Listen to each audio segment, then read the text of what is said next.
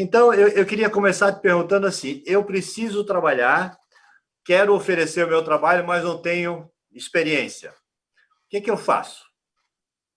Esse é o dilema moderno do ovo e da galinha, né? O que vem primeiro? Uhum. O que eu penso, Topázio? Para quem não tem experiência, precisa sobrar atitude.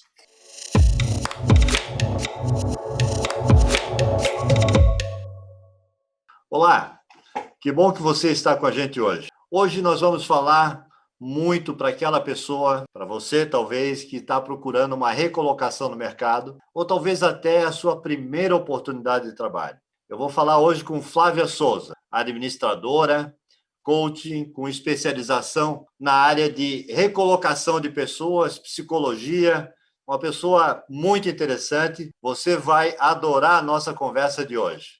Mas antes disso, se você puder se inscrever no canal, se ainda não for inscrito, e acionar lá o sininho para receber os novos conteúdos. Oi, Flávia, tudo bem? Oi, Topázio, tudo bem? Queria te agradecer esse convite aí. Um prazer estar aí conversando contigo. Não, eu é que agradeço. Eu te vejo aí nas redes sociais, celebridade em tudo que é lugar. Falei, essa mulher não vai ter tempo para dar um monte de dica para nós Imagina aqui, se mas não. ainda bem que tu conseguiu um espacinho na agenda. Flávia, hoje eu queria falar contigo sobre uma das coisas que mais me perguntam. Toda hora me perguntam isso. Pô, Topaz, eu preciso de um emprego. Eu digo, tá bom, tu tem experiência no quê? Eu não tenho experiência em nada. Daí eu falei, puxa, isso é ruim, porque se tu não tem experiência em nada, ninguém te dá emprego. Se você não tem emprego, você não vai ter experiência em nada. Mas aquela piada do Tostines, né? Uhum. Fresquinho porque vende mais ou vende mais porque é fresquinho. Então, eu queria começar te perguntando assim, eu preciso trabalhar, quero oferecer o meu trabalho, mas não tenho experiência. O que eu faço? Esse é o dilema moderno do ovo e da galinha, né? O que vem primeiro? Uhum. O que eu penso, Topázio? Para quem não tem experiência, precisa sobrar atitude. Então, a gente precisa criar as nossas circunstâncias, né? É o que eu mais tenho falado para as pessoas que me procuram pedindo esse conselho. Então, assim, a pessoa que está, vamos falar primeiro para quem está estudando, está vinculado a uma instituição de ensino, não perca a oportunidade de fazer um estágio, seja do ensino médio, seja no ensino superior, técnico, tecnólogo, né? Uma grande chance, desde o início do curso, de você já ter acesso a vagas, né, interessantes para a sua formação aí como profissional. Então, esse é o primeiro conselho. Eu acho que é a maneira mais fácil e rápida de você entrar no mercado de trabalho. Mas é claro que a gente tem um cenário, né, de pessoas que não estão vinculadas a uma instituição de ensino, Sim. e então precisam, como eu disse, fazer a sua própria circunstância. Nesse sentido, a gente tem aí o trabalho voluntário, tá? Que eu vejo que assim, é uma super oportunidade da gente oferecer o que a gente sabe fazer para quem precisa receber o nosso serviço. E ele é levado a sério, sim. Um trabalho voluntário dentro de um currículo, ele é muito bem visto pela empresa e pelo Cada recrutador. vez mais, né? Cada vez mais, né? Especialmente porque essa atitude, ela fala muito sobre o candidato, né? Ela dá um repertório aí para esse candidato chegar, olha, minha experiência é no voluntariado, porque existe sim o dilema de que eu não tenho experiência, por isso eu não conseguia me colocar, então eu entendi que eu precisava me voluntariar. E isso diz várias coisas positivas, né? Como proatividade, né? Como o próprio trabalho social que esse Sim. indivíduo está fazendo, né? Uhum. Muito legal. Agora, eu construo o meu currículo e a gente sabe que cada vez mais, pelo volume de currículos, as empresas estão usando métodos automatizados de fazer uma pré-seleção. Como é que eu faço o meu currículo ser notado no monte de centenas de currículos que a empresa recebe? É verdade. Hoje, a maior parte da triagem de currículos se dá por inteligência artificial, né? Então, a gente precisa, primeiro, entender como é o funcionamento desses robôs, desses algoritmos. Então, o conselho que eu dou vou falar primeiro do documento currículo, tá? Ele precisa ser simples, objetivo. Então, eu vejo muita gente mandando currículos assim com modelos rebuscados, coloridos, né? A gente precisa entender que o recrutador, ele demora assim entre 6 e 10 segundos para fazer a primeira análise do currículo e saber se ele vai botar esse currículo para um Uma bolo da caixinha, né? esquerda ou Que ele da vai olhar direita. depois. Para olhar depois, exatamente. Então, a gente precisa aproveitar ao máximo esses 6 segundos ou 10 segundos. Então, o objetivo, ele precisa estar claro, ele precisa ser bem escrito, ele precisa ser esteticamente agradável. Então, você não pode colocar um monte de informações que não tenham relação com a vaga. Eu sempre digo o seguinte, tudo que estiver constando no seu currículo precisa ser relevante para a vaga na qual você está se candidatando. Então, assim, às vezes... Ô, Flávio, Desculpa. então não tem mais aquele conceito antigo de eu ter um currículo e mandar para diversas oportunidades diferentes. Exatamente, Topázio. O currículo, ele é customizável. Cada empresa que eu mando o meu currículo, cada vaga que eu mando o meu currículo, eu preciso mudar. Então, assim, eu vou mandar lá para Flex o meu currículo. Eu preciso, qual é a atenção que eu tenho que ter? Descrição da vaga. O que essa vaga está me pedindo? Aí eu vou cruzar aquela descrição com a minha experiência ou com o meu conhecimento e vou colocar as palavras-chave que aquela descrição está me pedindo no meu currículo, se eu tiver aquela competência. Claro. Então, assim, não é fazer o currículo uma vez, guardar na gaveta, vou disparar para todo mundo. Esse método não funciona. Agora, eu ponho foto no currículo? Não é necessário colocar foto no currículo, tá? Eu não costumo, quando eu sou contratada para fazer processo seletivo, eu não peço foto. Isso não se utiliza mais, pode ser visto como uma maneira discriminatória, tá? De seleção, então não é necessário. O que também não é necessário colocar no currículo? Seus números completos dos seus documentos, o seu endereço completo com um bloco, enfim, você pode colocar o seu bairro, já é suficiente para o recrutador, né? E uma coisa que eu tenho percebido muito é que às vezes a pessoa saiu da escola e de repente fez lá um curso técnico em nutrição. Mas ela não seguiu naquela carreira, depois ela fez administração e agora ela está se candidatando para vagas administrativas e continua constando no currículo dela um curso técnico em administração ou um curso que ela fez lá em 1996, né, de informática. Isso não precisa também, né? Uma outra dica aqui, para quem não tem experiência, mas que às vezes pode ajudar muito, por exemplo, essa pessoa não tem experiência de mercado, mas ela é fluente numa língua, ela tem um inglês avançado, isso precisa estar em destaque no currículo dela, né? Logo abaixo do objetivo dela, precisa colocar ali, né, a língua que ela fala. Isso agora, é um grande chamariz. É importante que ela adeque bastante o nível da língua, né? Básico, mediano, avançado. Porque às vezes você pega alguns currículos com nível de inglês avançado, e aí vai para uma entrevista e a pessoa vai fazer a entrevista em inglês e você patina no início. Né? Exatamente, exatamente. O que eu digo sempre é o seguinte, se eu tenho um nível de inglês básico, eu não coloco no currículo, porque o que a gente faz com o inglês básico? A gente conduz uma reunião? Não. A gente entende o que está sendo dito numa reunião? Não. Então, na verdade, ele não me serve. Né? Agora, vamos destacar se eu for fluente em inglês e se eu for avançado em inglês. Né? E aí, se eu for intermediário em inglês, essa característica ela vai vir embaixo, lá em idiomas. E o que é ser intermediário em inglês? Tá? É o seguinte, você não consegue conduzir sozinho uma reunião, porém, se você estiver numa sala de reunião, você consegue entender o que está sendo dito ali, o contexto, e repassar para os seus colegas. Isso é um nível intermediário de inglês. Ô, Flávia, tu não tens um modelo, eu não vou chamar de modelo básico, mas um roteiro básico para a gente construir um currículo? O pessoal que está assistindo depois pode ir lá baixar e comparar o modelo que usa com o modelo da Flávia. Eu acho que vai ficar legal. Exatamente. Esse modelo que eu vou compartilhar com vocês é um modelo que a maior parte dos recrutadores utilizam e a maior parte dos recrutadores gostam já se baseiam naquele modelo, de olhar, sabe? Porque, olhar. Imagina, você é recrutador, você está acostumado, né? Em cima eu tenho nome, depois eu tenho endereço, depois eu tenho a qualificação. Se você faz um modelo que inverte tudo de pé a ponta, até eu me achar em 10 segundos, aí eu prefiro botar do Exatamente. lado, não considero esse, vou considerar outro. Né? Mas que legal. Exatamente. Agora, essa pessoa que nós estamos falando aqui, que está buscando a primeira colocação no mercado e tal, se colocar no mercado, entre uma busca e outra, como é que eu aproveito melhor o meu tempo? O que eu deveria fazer com o meu tempo sobrando? Então, nesse momento, principalmente, a gente está, né, muitas pessoas estão com tempo aí. O que eu penso, Topázio? Que a gente precisa utilizar o nosso tempo de maneira qualitativa.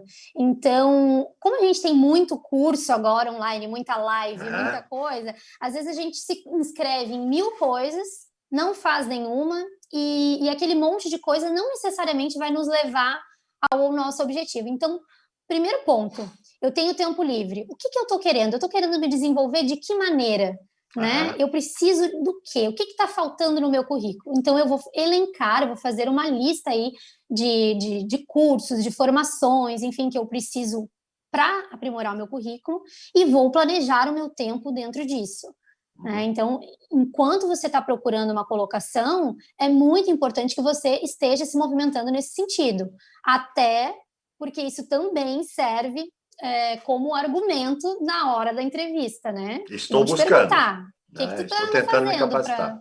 Exatamente. Agora, às vezes, uma forma de utilizar esse tempo que está sobrando é navegando e postando nas redes sociais.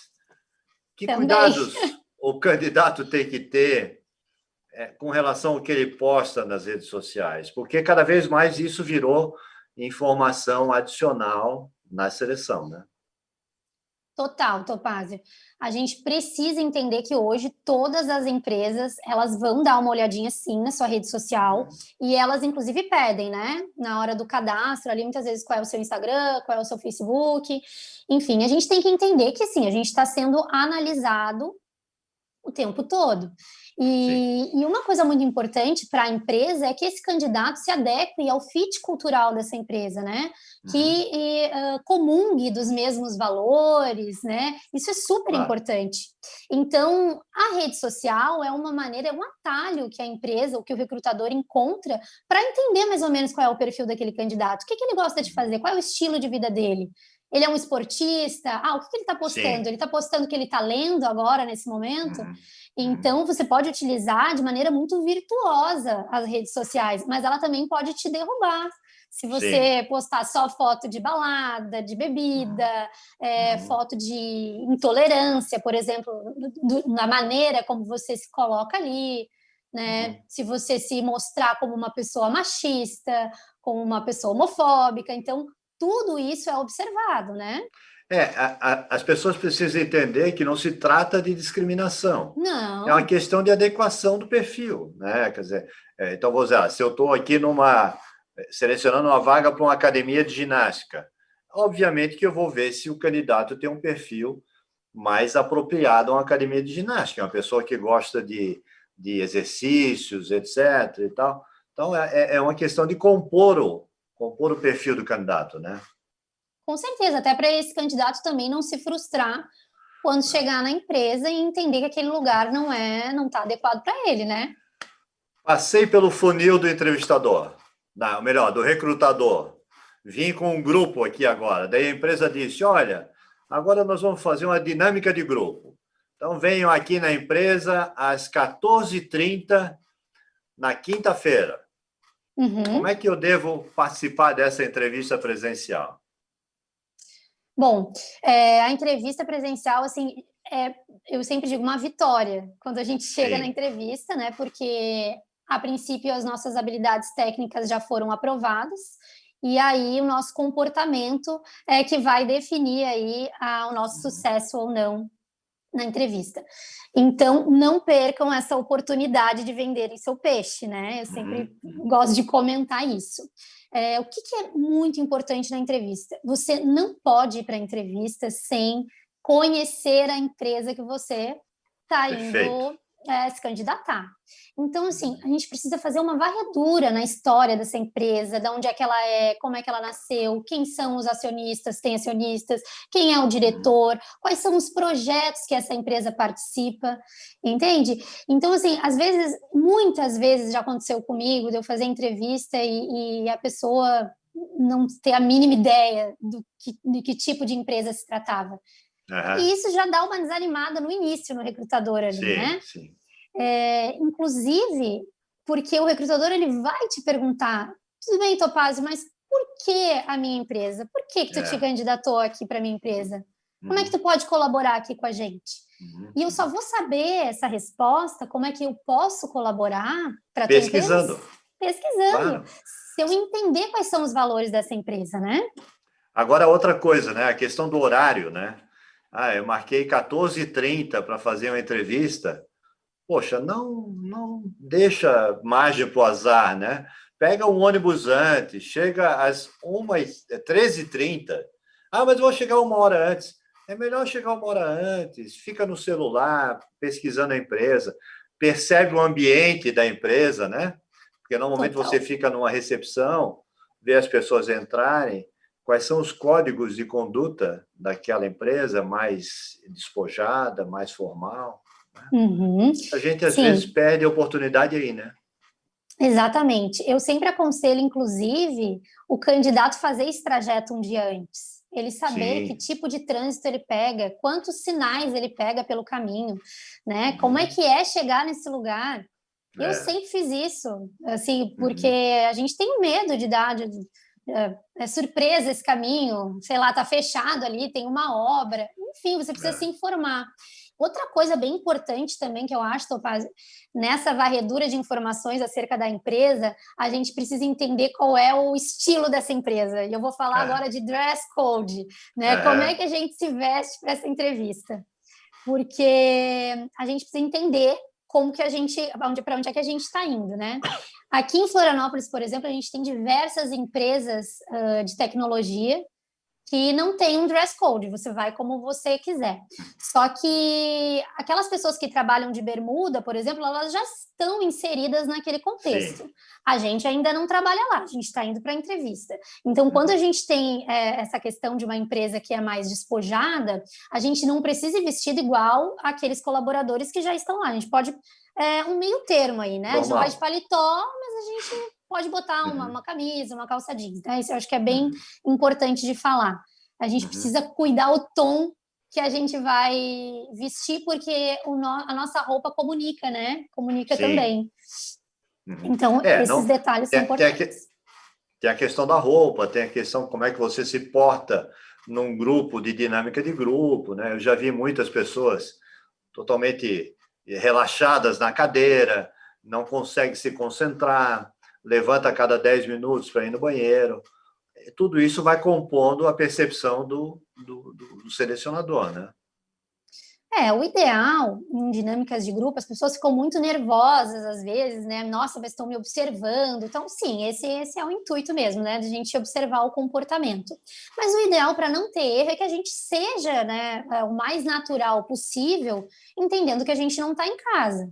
Né? Então, assim, alguns hábitos que não são bacanas, aquela pessoa que tem o que nunca quer falar, quando a gente pede para se pronunciar, alguém pode me dizer, alguém pode me dar um exemplo? Tem o que nunca quer falar, isso não é bacana também, e tem o que sempre quer falar, quer participar de tudo, não dá lugar para o outro, não dá oportunidade para o colega.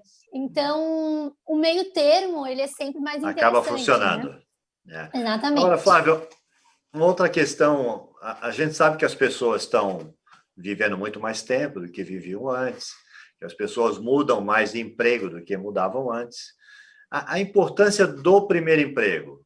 Eu tenho que buscar o primeiro emprego da minha vida ou eu tenho que buscar a oportunidade do primeiro emprego, pelo menos uma carreira que seja mais próxima àquilo que eu quero? Como escolher o primeiro emprego? Eu entendo que como tu bem falaste, né? A gente está vivendo mais, as pessoas estão transitando de carreira mais, né? Isso é um dado já, mas a gente precisa. O primeiro emprego, ele é a nossa oportunidade, né? A gente precisa vivenciar, experimentar. E quando a gente está indo para o primeiro emprego, a gente dificilmente sabe exatamente o que a gente ama fazer. Né? Então, eu entendo assim que o primeiro trabalho ele é uma super oportunidade da gente viver o mundo real, né? Porque é no mundo corporativo que a gente vai experimentar aquelas coisas que a gente não está acostumado, tipo assim, hierarquia, porque quem mora com os pais praticamente desconhece, às vezes, a hierarquia, né?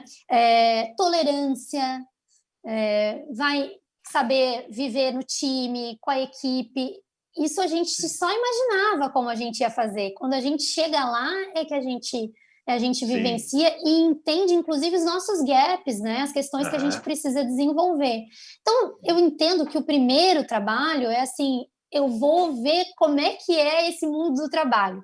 Eu vou entrar lá e lá eu vou entender o que eu faço melhor, quais são as minhas maiores habilidades, porque aí, naturalmente, eu vou me desenvolver em cima daquelas forças que eu detecto ali no dia a dia do trabalho, né? Legal. E tentar aproveitar daquela oportunidade o que mais vai construir na sua carreira, na carreira que você escolher no futuro, né? Às vezes, não, eu entrei no meu trabalho, não é exatamente o que eu quero fazer para o resto da vida. Poxa, mas tem uma parte do meu trabalho que é bacana. Então, deixa eu aprender isso, porque isso eu vou usar depois em outras coisas. Exatamente, né? Para a gente fazer o que a gente gosta, para a gente construir o que a gente gosta, a gente minimamente tem que ter o parâmetro do que a gente não gosta também. Então, é super importante a gente vivenciar essa dualidade, né? Eu sou super boa nisso, não tão boa nisso, acho que preciso me encaminhar por este lado, ou mais para o outro, enfim. Então, é muito importante essa primeira experiência. Flávia, falando agora de quem já está trabalhando ou perdeu o emprego e está querendo se recolocar, como que ele deve lidar com essas questões do currículo, de buscar oportunidade? Por exemplo, eu estou trabalhando, eu preciso continuar olhando o mercado de trabalho, as oportunidades que surgem, me fecho, deixo o meu currículo atualizado, como é que eu faço? Topaz, eu acho que esse é um grande clique que deu um monte de gente agora com a pandemia, porque as pessoas acabam se acomodando, né? Então, assim, eu estou há 5, 7 anos numa empresa, eu não atualizo mais o meu currículo, eu não olho mais o LinkedIn, eu não olho mais o que uma pessoa que tem o mesmo cargo que eu em outra empresa tem. E isso é muito importante. Isso é a gente trabalhar a nossa empregabilidade, né? E as pessoas não costumam fazer isso. Então, o que eu digo, se você ainda está trabalhando, cuide da sua empregabilidade. Veja se você está realmente com todas as competências aí que a maior parte das pessoas do seu cargo estão. Se você vai se recolocar, você precisa entender, você precisa ter clareza do que você quer daqui para frente. Eu quero continuar nessa profissão, quero continuar nessa área. O que eu preciso fazer para incrementar o meu currículo, para me tornar melhor do que eu já sou? Eu acho que esse é o principal. Ou seja, o quanto desejado pelo mercado eu sou em função das minhas competências, né? Que outras competências eu posso agregar, que eu me torno mais raro no mercado e, portanto, eu tenho empregabilidade maior. Exatamente. Eu gosto de trabalhar uma ferramenta que é uma ferramenta das competências, né? Eu digo para quem me procura, que quer fazer, às vezes, uma transição de carreira, assim, eu digo para a pessoa, então você vai pegar uma folha, faz um círculo no meio da folha e vai fazer uma espécie de gráfico de pizza em 8 partes.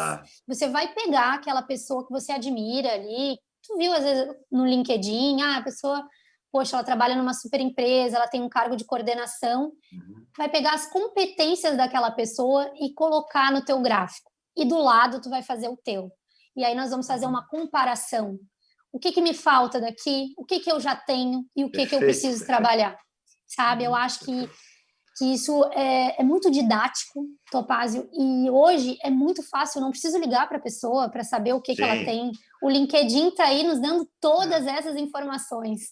É verdade. Né? Então, assim, a gente precisa ser autorresponsável aí nessa hora, né? Correr atrás. Bacana.